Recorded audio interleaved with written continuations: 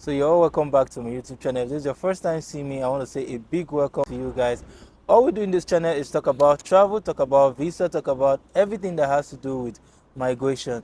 So are you thinking of moving to Russia, whether it's for school, work, visit, tourist, or for family reunion? We've got all your questions answered today. So guys, I live in Russia and I study in Russia. A lot of questions have been coming in. Joseph, how is this place? How is Russia? Russia this, Russia that? So I had to just write this 14 questions so we all can learn, because I keep telling people that sometimes the information you hear from outside Russia most times are not true. So in order for you to be sure about this information, please contact somebody who is living in Russia so you know more about Russia. I will be reading from my phone. So our number one question is, what is Russia really like? So I always tell people Russia is a special country. In fact, I choose to use the word undisclosed treasure because it is just recently that people started migrating massively into Russia. Now this is due to the fact that most people are now seeing Russia for what it really is. Now, before you hear things that don't go to Russia, don't do this, but when you come to Russia now, you see people like Chinese, you see Colombians, you see Haiti, is it Haiti or Haiti? You see a lot of them here schooling, and you ask yourself, wow, and how long have they been here? So many of them have been schooling and they are now citizens. Now, this is just to show that if the environment is not welcoming, or if the environment does not favor people, people would not be here. If it's not favoring foreigners, you won't see foreigners here. But as far as you're seeing foreigners here, it shows that they are welcoming. It shows that it is a good environment. Now, of course, a lot of us know that Russia has contributed immensely to the world at large in research, in technology, in health, everything. You can't really talk about these three topics without mentioning Russia, because they are obviously part of the evolution of these things. They have contributed immensely. So that brings us to our number two question: what kind of visas can Nigerians apply for, and what's the paperwork like? Now, just like every other country, Russia offers study visa, tourist visa, family reunion. Now, this family reunion are for those who already have permanent residence. Maybe you want to bring your wife, or you want to bring your husband to Russia. All you need to do is just to go to the immigration here in your city, or any city you find yourself. Go there, and then you get an invitation. The immigration will help you to generate an invitation for your wife. Now, all your wife or your husband needs to do when he gets to the Nigerian embassy is to take his international passport and a proof that he is not HIV positive from their designated hospitals, and show to them, and he will be granted a visa. Now, as for tourist visa, of course, you should have at least an agency here that is welcoming you or that is expecting you, because there are some things involved in tourist visa. You need to have a reservation, a hotel reservation. You need to have money for your return flight tickets, and so on and so forth. So, but the things that don't change there is that you obviously need an invitation and an international passport. Now, as for study visa, now this is the best. I always encourage people to come to Russia with study visa because it has no limit. Now, study visa, of course, you need your invitation letter, you need your admission letter, you need a proof that you are not HIV positive, and last but not the least, your international passport, and you can go on and apply for your visa at the Russian embassy in Abuja. Now, the third question is, how is studying in Russia? How good are their universities? Russia has always had this high standard of education. Now, and if they don't have high standard of education, you won't see people from bigger countries coming to Russia to study medicine, coming to Russia to study cybersecurity, coming to Russia to study technology. Now, if they are not good at these fields, you won't see international students coming here, not even Nigerians. You won't see people like Colombians, Mexicans, Haitians, Chinese coming to Russia to study. But seeing them here, you should know that there is something that Russia offers that most of these other European countries does not offer. Now, and secondly, it is way, way cheap. I think this is another thing that draws a lot of people to Russia, because it is very, very cheap. Now, our fourth question is Russia really that cold? What's the weather like? Don't mind me, this thing is is very heavy. So there is cold, of course, there's cold, but right now winter is over, so the weather can be a little bit hot sometimes. In my city, the weather can be a little bit hot sometimes, and maybe towards the evening or night it gets cold again. So, but in general, a lot of people will say Russia is cold because of one particular city, Yakutia. Yakutia is the coldest city in the world, and which is why most people generalize Russia as being cold. Meanwhile, we have some warmer cities. We have some cities that are very warm in Russia. So, but I would generally say that it is just like every other European country. It has some cities that are warm, some cities that are extremely cold. So, our fifth question is: do they speak English in Russia? What is the language used in universities? Of course, the official language is Russian language, but you get a lot of people who speak English, most especially in cities like Ekaterinburg, Moscow, um, Kazan, these bigger cities, because lots and lots of foreigners reside in these cities. Now, secondly, in Russia, from the age of 20 to the age of 40, most of them do understand English.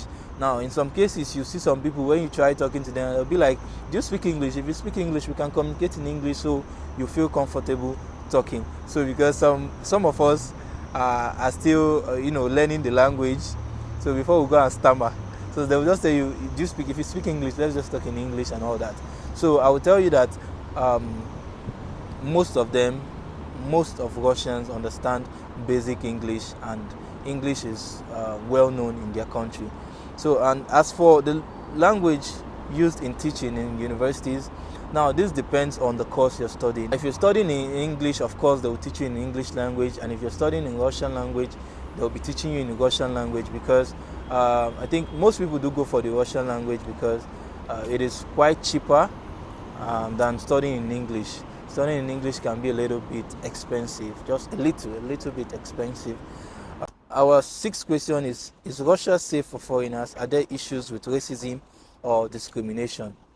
Now, this is one thing I always tell people. First of all, before leaving your home country, you need to change your mindset. A lot of people just come to a country and be like, okay, I've been hearing that they are like this and they are like this. Just come with a clear mind, and you'll see that Russians are nice people. The reason why I say this is because Russians are very reserved people, in the sense that when they see you, most of them don't really communicate. One, because first of all, they feel you don't understand their language. Two, they feel maybe you don't really understand their humor, because there's this thing they say about Russian. They say Russian humor. Now, because in English, we also have humor, but in Russia, they call it Russian humor, that it is only them that understand their kind of humor, which is true. So, but when you come close to a Russian, you now see that they are very, very nice people and easygoing people. In fact, they are very playful, but at first, they don't want to make you feel like they are easy to enter. You know, those kind of things now. So, that is just how it is, but they are very, very nice. I can tell you that most of the Russians I've met and I've encountered are very, very nice people. In fact, do you know I have a Russian name? Okay, my Russian name is Dmitry Puluchov.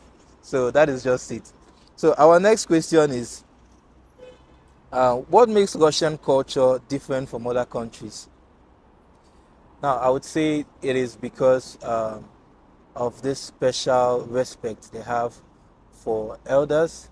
In fact, they celebrate each other. They believe in helping each other. They believe in love, like you help your brother, be your brother's keeper. That is one thing I I came to Russia, and I really love that about them, because in Russia it is your brother first. Now, I believe if every country, like in my country, if it was like this, seriously, we would have gone far. But that aside, this is one thing I love about Russia. Personally, I feel this is one thing that makes them unique, that makes them special amongst their peers, like their other European countries. Next question is, how can you get temporary or permanent residency in Russia? So the aim of this video is actually to um, tell people more about study route. So, but if you're coming with a study route, you should know that getting a temporary residence or a permanent residence is very, very easy. Now, but under the condition that you must be a full-time student. If you're a part-time student, you just have to wait until you round up your program, and then you can apply for temporary residence, or whichever way. But as a student, it is very, very easy. You just have to be a full-time student. In fact, your university will even help you in getting the necessary documents to apply for temporary residence or permanent, as the case may be. Can foreigners get jobs in Russia? Of course, there are lots and lots of jobs. In fact, in most universities now, you see foreigners who teach English. Even in some secondary schools, they call it scholar anyways.